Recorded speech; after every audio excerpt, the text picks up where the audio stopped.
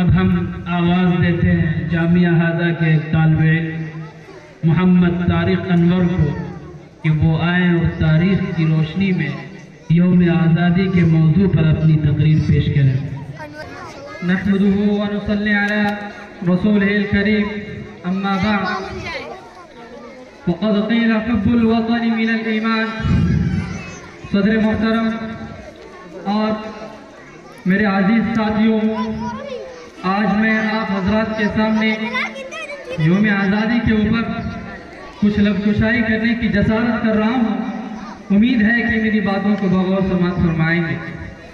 حضرات، ہندوستان قومی یکجہتی و گنگا جمنا تہذیب کا علم بردار ہے۔ یہ ایسا چمن ہے جہاں امن و آشتی اور اتحاد ملی کے بے شمار پھول کھلتے ہیں۔ یہاں کی فضا میں الفت و محبت اور یہاں کے ہر فرد میں الفت و محبت ہوتی ہے۔ یہ ایسا پلیٹ فارم ہے جہاں ہندو، مسلم، سکھ، عیسائی یکساں طور پر جمع ہوتے ہیں۔ گویا ہندوستان ایک آپسی اتحاد کا حسین سنگم ہے۔ یہاں پر سارے مذاہب محترم ہیں۔ حضرات، ہندوستان میں جہاں دیگر ادیان و مذاہب میں لوگ قیام پذیر ہیں، وہیں پر مسلمان اور ہندو ہندوستان کی ریڑھ کی ہڈی کی حیثیت رکھتا ہے۔ یہ حقیقت ہے کہ ہندوستان کی تقریر کو مسلمانوں اور ہندوؤں نے اپنے خون و جگر کا سنوارا ہے۔ انگریزوں کے خلاف علم بغاوت بلند کر کے، اپنی بیویوں کو بیوہ بنا کر، اپنے بچوں کو یتیم کر کے، اپنی گردنیں کٹا کر، اپنے خون کو پانی کی طرح بہا کر ان کے ناپاک منصوبوں کی دھجیاں اڑا دی اور ان سے کہہ ڈالی کہ جب تک ہندوستان میں ایکتا رہے گی، جب تک ہندوستان میں اتحاد و اتفاق رہے گا، اس وقت تک ملک کو غیر کے حوالے نہیں کیا جا سکتا۔ اس لیے کہ اس کی تقریر کو ہم نے مل کر دکھایا ہے۔ حضرات اور سامعین کرام، آج 15 اگست ہے۔ آج ہم یوم آزادی منا رہے ہیں۔ آج ہی کے دن ہمارا ملک آزاد ہوا تھا۔ ہندوؤں نے ہم پر 200 سال تک حکومت کی تھی۔ اپنی مرضی سے جینا حرام ہو گیا تھا۔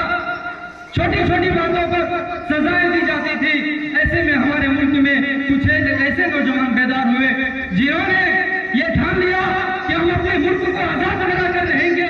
ان نوجوانوں میں گاندھی جی، جواہر لال نہرو، مولانا ابوالکلام آزاد صاحب، مولانا شوکت علی، بھگت سنگھ، مولانا اشفاق اللہ خان جیسے ہزاروں افراد تھے جنہوں نے انگریزوں سے مقابلہ کیا، اور کئی لوگوں نے اپنی جانوں کا نذرانہ پیش کیا اور کئی لوگوں کو جیل میں بند کیا گیا، پھر بھی ان کا مسئلہ کم نہیں ہوا۔ آخر میں انگریزوں کو ہاتھ ماننا پڑا۔ لہذا آج ضرورت اس بات کی ہے کہ ہم ایک ہو جائیں، ہم آپس میں بھائی بھائی بن جائیں، ہم آپسی اتحاد و اتفاق کو، ہم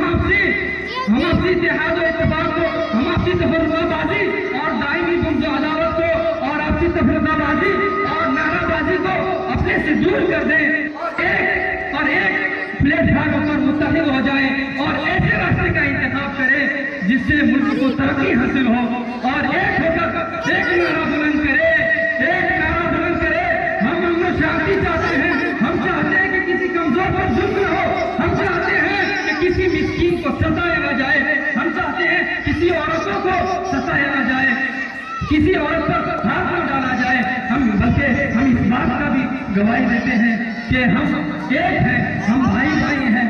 مذہب نہیں سکھاتا آپس میں بیر رکھنا، مذہب نہیں سکھاتا آپس میں بیر رکھنا۔ ہندی ہے، ہم وطن ہے، ہندوستان ہمارا۔ جے ہند، جے بھارت، وآخر دعوانا ان الحمدللہ۔ حضرات، حقیقت یہی ہے کہ آج کی تاریخ سے یہی پیغام ملتا ہے کہ ہندوستان میں جتنے لوگ یہاں پر رہ رہے ہیں، جو لوگ بھی یہاں مقیم ہیں، وہ سب آپس میں بھائی بھائی ہیں، چاہے ان کا تعلق جس مذہب سے ہو۔